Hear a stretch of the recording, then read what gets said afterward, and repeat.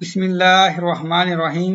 عزیز طلبہ السلام علیکم، میں خرم رضا، آپ دیکھ رہے ہیں میرا YouTube channel Urdu class with Khurram. حاضر ہوں آج نئے عنوان کے ساتھ۔ آج کا ہمارا عنوان ہے کہانی نویسی۔ آج ہم کہانی نویسی کے بارے میں سیکھیں گے۔ عزیز طلبہ، پہلی بات یہ ہے کہ کہانی کہتے کسے ہیں۔ کہانی کا جو لغوی مطلب ہے وہ یہ ہے حال، احوال، واقعہ، قصہ وغیرہ۔ یہ کہانی کی لغوی معنی ہے۔ جو کہانی کی تعریف ہے وہ یہ ہے زندگی کے معمولی واقعات کو دلچسپ انداز میں بیان کرنا کہانی کہلاتا ہے۔ اس کے ساتھ ایک اور تعریف یہ ہے قصہ یا کہانی انسان کے ان کارناموں کی رویداد ہے جن میں زندگی کے کسی نہ کسی پہلو کا ذکر موجود ہو۔ ٹھیک ہے، تو زندگی کہانی میں کوئی نہ کوئی واقعہ، قصہ ضرور ہوتا ہے۔ اگر یہ دو چیزیں، یہ قصہ یا واقعہ جسے ہم بیان کر رہے ہیں، اگر کہانی میں نہیں ہے تو وہ کہانی نہیں ہوگی، بلکہ کچھ اور ہو سکتا ہے، وہ کہانی نہیں ہو سکتی۔ چلتے ہیں اگلی سلائیڈ کی طرف۔ کہانی کا آغاز کب ہوا؟ کیونکہ سوال یہ پیدا ہوتا ہے کہ کہانی کب سے لکھنا شروع ہوئی، یا کہانی کب سے سنانا شروع ہوئے، یا کہانی کا آغاز کب ہوا۔ کہتے ہیں کہ کہانی ہر زمانے اور ہر قوم قبیلے میں کسی نہ کسی صورت میں موجود رہی ہے۔ ٹھیک ہے، گو کہ اس کی مختلف شکلیں یا مختلف اوقات میں رہی ہیں، مختلف شکلیں مختلف اوقات میں رہی ہیں، لیکن پھر وقت کی ترجمانی کرتی رہی ہے۔ کہانی مختلف ارتقائی مراحل سے گزری ہے۔ زمانہ قدیم میں دیو مالائی قصے موجود ہوتے تھے یا ہوتے تھے۔ اس میں حقیقی کہانیاں انسانی زندگی کے واقعات زیادہ تر شہرت کے حامل ہیں۔ پہلے جو واقعات تھے وہ دیو مالائی قصے تھے۔ بعد میں کیونکہ ارتقائی عمل جو ہوا کہانی کا، اس میں پھر انسانی واقعات کو بیان کیا جانے لگا۔ ایک اور سوال یہاں پر قابل غور ہے کہ کہانی کہتے کیوں تھے؟ ایک وجہ اس کی یہ بھی ہو سکتی ہے کہ زمانہ قدیم میں وقت گزاری کے لیے، یا جو ہم کہتے ہیں کہ تفریح حاصل کرنے کے لیے قصے کہانیاں سنائی جاتی تھی۔ یا ایک اور پہلو اس کا یہ بھی ہو سکتا ہے کہ اگر کسی کی اصلاح کرنا چاہتے ہیں تو وہ کہانی کے ذریعے تو کسی کی اصلاح کی جاتی ہے، کیونکہ کہانی جو ہے وہ اس اصلاحی مقصد کے لیے سنائی جاتی ہے یا لکھی جاتی ہے۔ کہانی کا آغاز ہم نے کچھ پڑھا، تعارف، اور ہم چلتے ہیں آگے اگلی سلائیڈ کی طرف۔ کہانی کی اقسام۔ کہانی کی 3 اقسام ہیں: اصلاحی کہانی، معلوماتی کہانی، طلسماتی کہانی۔ اصلاحی کہانی کیونکہ بنیادی مقصد کہانی کا اصلاح ہی ہوتا ہے۔ اصلاح۔ معلوماتی، معلومات کے حوالے سے۔ طلسماتی مطلب جادوئی کہانیاں یا دیو مالائی والی کہانیاں، ما فوق الفطرت والی کہانیاں بھی اس کو ہم کہہ سکتے ہیں۔ اصلاحی کہانی اب کسی کردار کے ذریعے کسی شخص کی اصلاح کرنا۔ ٹھیک ہے، معلوماتی جس سے ہمیں معلومات ملے۔ معلوماتی کہانیاں اصلاحی کہانیاں بھی ہو سکتی ہیں، اور جیسے ہم حضرت آدم علیہ السلام اور بیوی حوا کا جو قصہ ہم سناتے ہیں وہ معلوماتی بھی ہے، اور اس کے ذریعے ہمیں اصلاح بھی حاصل ہوتی ہے۔ ٹھیک ہے، چلتے ہیں اگلی سلائیڈ کی طرف۔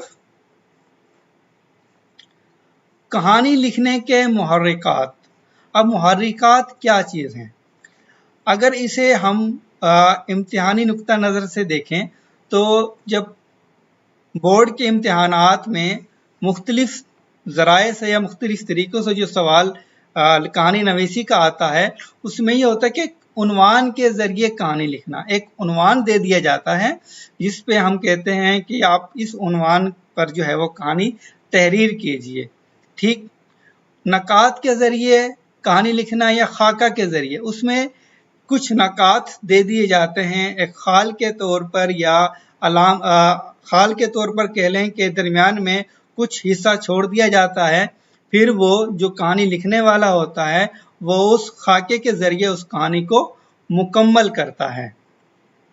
انجام کے ذریعے کہانی لکھنا یا اخلاقی سبق کے ذریعے کہانی لکھنا، اب فرض کریں ایک انجام یا اخلاقی سبق ضرورت ایجاد کی ماں ہے، اب یہ ایک جو ہے وہ انجام ہو گیا، مگر اس چیز کو اس طرح بیان کرنا ہے کہانی میں، کہانی کو اس طرح لکھنا ہے کہ وہ انجام ہمارا یہ نکلے، ضرورت ایجاد کی ماں ہے، یا ایک اور جیسے غرور کا سر نیچا، یہ اخلاقی سبق ہوتے ہیں، مگر اس کے ذریعے جو ہے اس کے تحت جو کہانی تحریر کی جاتی ہے۔ اسی طرح ضرب المثل کے ذریعے کہانی لکھنا، جیسے آم سے گرا کھجور میں اٹکا، آسمان سے گرا کھجور میں اٹکا، آسمان سے گرا کھجور میں اٹکا، اب یہ ضرب المثل ہے، اور اس کے ذریعے ایک ایسی کہانی تحریر کرنا تاکہ یہ ضرب المثل بالکل اس کہانی پر صادر آ جائے۔ اس کے بعد ہے تصویری خاکے کی مدد سے کہانی لکھنا، جو آج جو ہمارا جو اہم ٹاپک ہے جس پہ ہم بات کریں گے وہ یہی ہے کہ تصویری خاکے کی مدد سے کہانی لکھنا، کیونکہ آغا خان ایگزامینیشن بورڈ میں اس طرح کے سوالات جو ہے وہ آتے ہیں کہ آپ نے اس خاکے کی مدد سے کہانی تحریر کرنا ہوتی ہے۔ اب دیکھیں کہ وہ خاکے کس طرح کے ہوتے ہیں آغا خان بورڈ میں۔ اب یہ دو خاکے میں نے مثال کے طور پر یہاں پر آپ کے سامنے شیئر کیے ہیں، آپ کے سامنے رکھے ہیں، اس پر ہم آگے چل کر بات کریں گے۔ اس سے پہلے ہم کہانی کے اصولوں کی بات کرتے ہیں، کہانی نویسی کے اصول، کیونکہ جب تک ہم کسی تحریر لکھنے کے اصول نہیں جانیں گے تو ہو سکتا ہے کہ وہ کہانی یا وہ تحریر ہماری کہانی کے زمرے میں نہ آ سکے یا نہ آئے، ٹھیک ہے۔ تو پہلا جو اصول ہے وہ ہے مرکزی خیال۔ مرکزی خیال میں آپ نے جتنے بھی پیراگراف یا نثر پارے ہوتے ہیں، ان تمام پیراگراف یا نثر پاروں کا جو ہے وہ مرکزی خیال ایک ہی مرکزی خیال کے گرد گھومے، یا ایک ہی مرکزی خیال میں اس طرح جو ہے وہ ڈل جائیں جیسے کسی زنجیر میں کڑیاں جو ہیں وہ ایک دوسرے میں پرو دی جاتی ہیں۔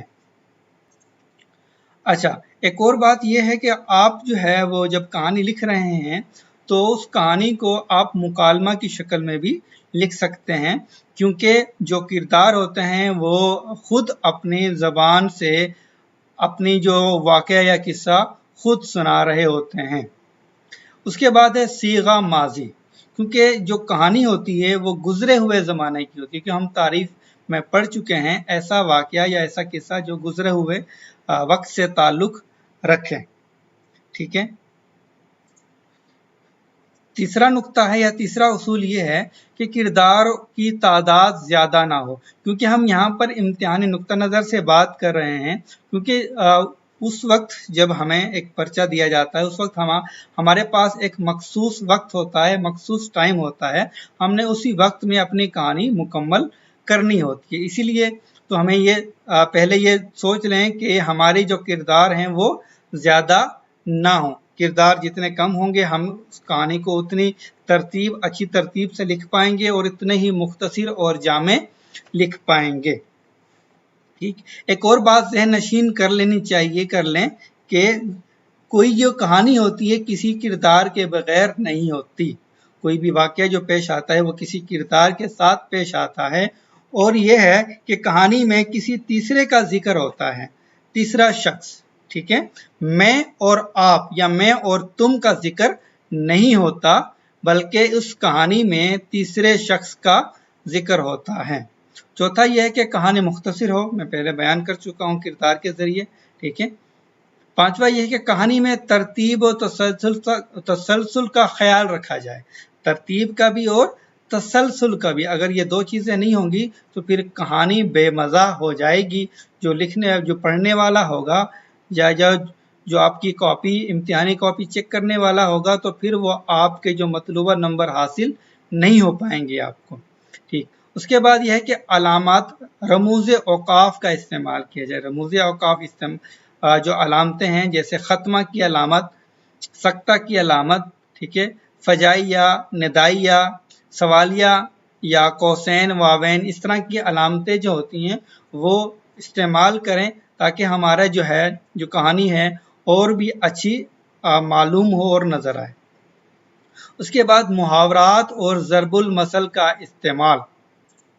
कहानी में मुहावरात और ज़रबुल मसल का इस्तेमाल होना भी ज़रूरी है, क्योंकि ये ज़बान आपकी बात को वज़नी करने के लिए या आपकी बात में वज़न पैदा करने के लिए जो है वो इस्तेमाल होते हैं, तो लिहाजा इनका भी इस्तेमाल आपकी कहानी में निहायत ज़रूरी है।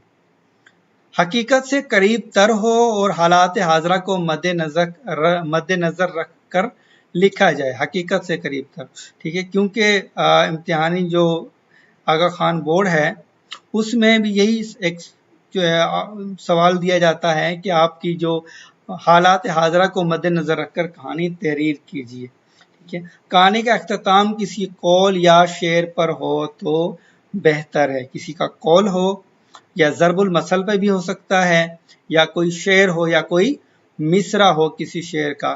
तो इससे अगर आप इन उसूलों को मद्देनज़र रखकर अपनी कहानी तहरीर करेंगे तो इंशाअल्लाह आपकी कहानी जो है वह एक अच्छी कहानी साबित होगी।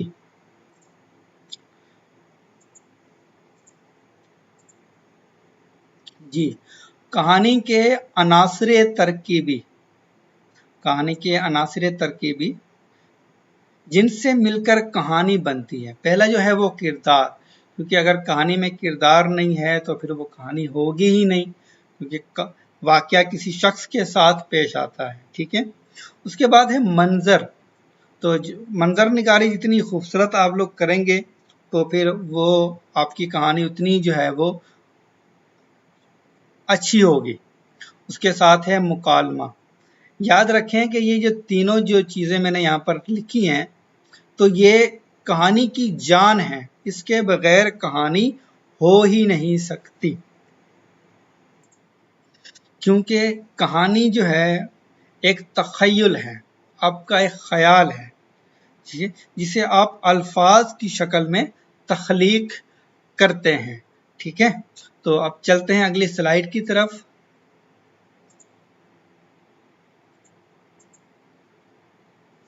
कहानी के हिस्से।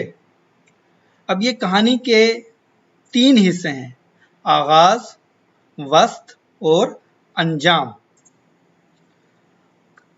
जो कहानी का पहला हिस्सा है आगाज, उसमें किरदारों का तारुफ करवाया जाता है, जगह या मकाम बताया जाता है और उसके साथ जो है माहौल वगैरह के कौन सा वक्त था, शाम थी, सुबह थी या रात का वक्त था, इस तरह की चीज़ें।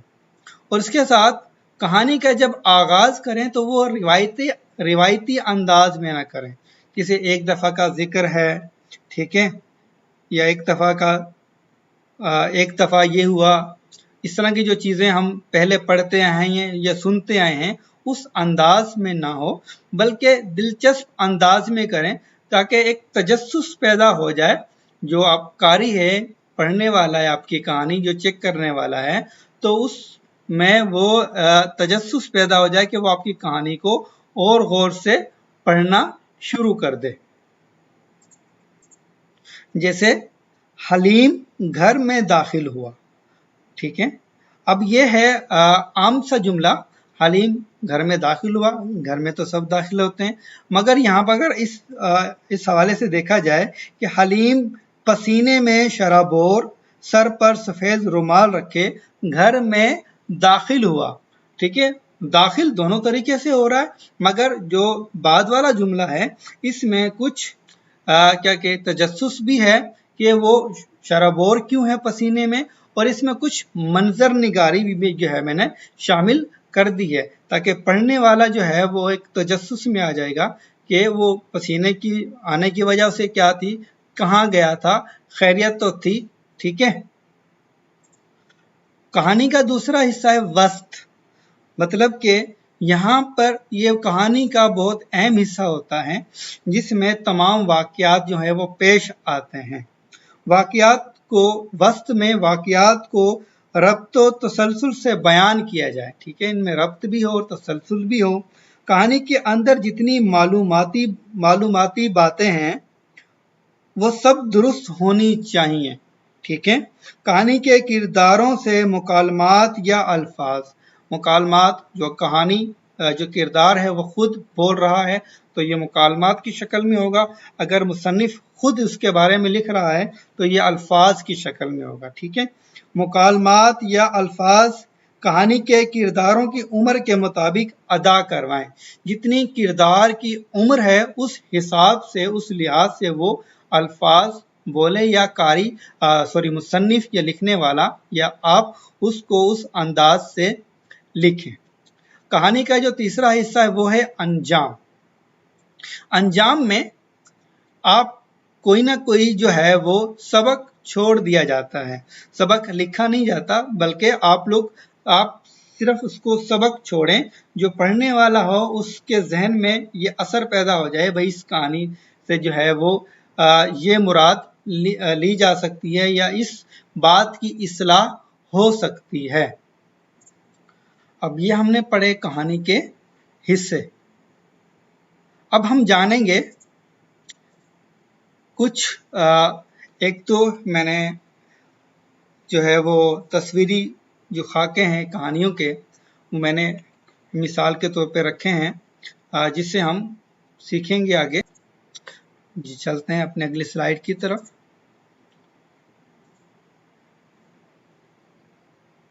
तो अब देख सकते हैं उम्मीदवार है, वोटर है, और ये सब्ज बाग, ये जो चीज़ें सियासतदान करते हैं उस हवाले से। एक और बात यहाँ पर मैं आपको बताता चलूँ कि इस खाके से हमने सिर्फ उन्वान जो है वो अखज़ करना है। ठीक है, उन्वान अखज़ करना है, फिर उस उन्वान के तहत फिर एक मरकज़ी ख्याल जो है वो हमने सोच लेना है, उसके मुताबिक हमने उस कहानी को तहरीर करना है। ठीक है, तो ये ज़रूरी नहीं है कि हम जो तस्वीर में दिखाया गया है हम उसका जिक्र करें, भाई इस तस्वीर में ये हो रहा है, एक शख्स का हाथ पकड़ा हुआ है वगैरह वगैरह। कुछ बच्चे इसको इस तरह लिख देते हैं, ये गैर ज़रूरी चीज़ें हैं, इससे जो है वो कहानी का जो आपकी कहानी का इमेज जो है वो ख़राब हो जाता है, तो इससे गुरेज करें। ठीक है। अगर देखा जाए तो इसका जो है वो ये भी उन्वान हो सकता है, न जागी मेरे मुल्क की किस्मत, या इस तरह अगर और जीते रहते यही इंतज़ार होता, ये भी इसको उन्वान हो सकता है, क्योंकि वोटर जो है वो आवाम जो है इस उम्मीद से है कि कोई ऐसा उम्मीदवार हो जो हमारे मुआशी हालात वगैरह जो हैं, हम जो जिन मसाइल में हम घिरे हुए हैं उनको ख़त्म कर दे। तो इस हवाले से मैंने एक जो है वो थोड़ा सा आगाज़ लिखा है, मैं आपके साथ शेयर करता चलूँ कि नोमान कुर्सी से टेक लगाकर सर्द आ भरते हुए ऊपर देखकर कहा, ए खुदा इन मस्खरे सियासतदानों से निजात अता फरमा। नोमान ने चैनल तब्दील कर दिया रिमोट उठाकर। उरुसा नोमान की बीवी ने चाय रखते हुए कहा, आप क्यों इतने फिक्रमंद हैं? ठीक है, तो अगर इस कहानी को मुकालमाती अंदाज में तहरीर कर सकते हैं, क्योंकि नोमान और उरुसा के दरमियान में इन हवालों से बात की जा सकती है, तो ये हम मुकालमाती अंदाज में कहानी तहरीर कर सकते हैं। ठीक है, चलते हैं अगले जो है वो स्लाइड की तरफ, उसमें भी एक खाका है, उसको देखते हैं। जी, बॉस चले गए, चलो चलो छुट्टी करो या काम से जो है वो फरागत हासिल करो। बॉस आ गए, चलो चलो ड्यूटी करो या काम करो। क्योंकि हमारी यह है वो ये आदत है कि हम अपने खुदा से डरकर तो काम नहीं करते, मगर जो इंसान हमारा एक बॉस होता है उससे डरकर हम काम करते हैं। क्यों?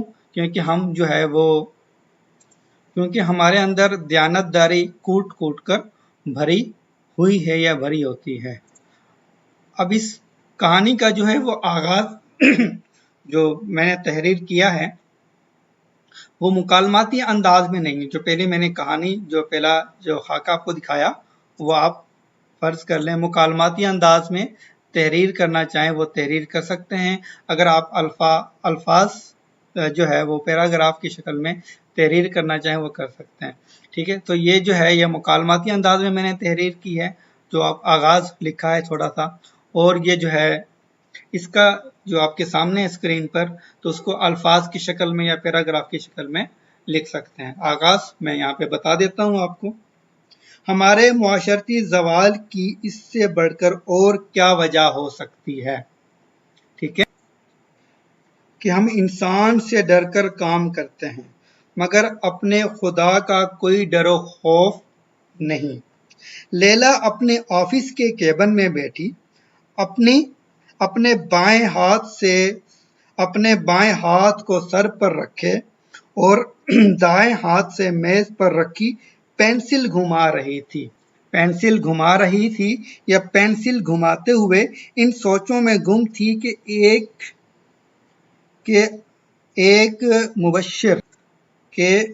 एक अचानक मुबश्शिर मतलब चौकीदार है या कोई जो है गार्ड वगैरह है या कोई पियन है वगैरह की आवाज ने उसके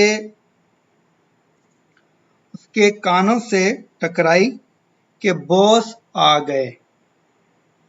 इस आवाज से उसकी सोचों का हसार तोड़ा। इस आवाज ने उसके सोचों का हसार तोड़ा। वो हल्की सी मुस्कुराई। तालीम याफ्ता इंसानों को जानवरों की तरह दौड़ते देखकर, क्योंकि बॉस आ गए थे सब काम पे चल पड़े। देखते ही देखते जितने भी खाली केबिन थे भर गए, क्योंकि लैला के लिए ये कोई नया मंजर न था। मुसलसल 15 दिनों से ये मंजर कई बार देख चुकी थी या देख रही थी। लैला के बारे में बता सकते हैं वगैरह। ये थोड़ा सा जो है वो आगाज है, तो आप मजीद इसको पैराग्राफ या नसर पारी की शक्ल में लैला के बारे में बता सकते हैं कि क्योंकि पिछले ही दिनों वो उसने ज्वाइन किया है ऑफिस या अभी नहीं आई है, माहौल से वाकिफ नहीं है, इस तरह की बातें। और माहौल जो है वो ऑफिस का मंजर भी बता सकते हैं या पिछले ही दिनों मीटिंग में बॉस ने ये कहा था कि ईमानदारी से काम करें वगैरह वगैरह। तो आप इस चीज का तसलसल आगे बढ़ा सकते हैं। आज का हमारा लेक्चर यहाँ पर ख़त्म होता है। उम्मीद है कि आपको ये हमारी वीडियो पसंद आएगी। अगर पसंद आई है शेयर कीजिए, लाइक कीजिए और कमेंट्स कीजिए। शुक्रिया।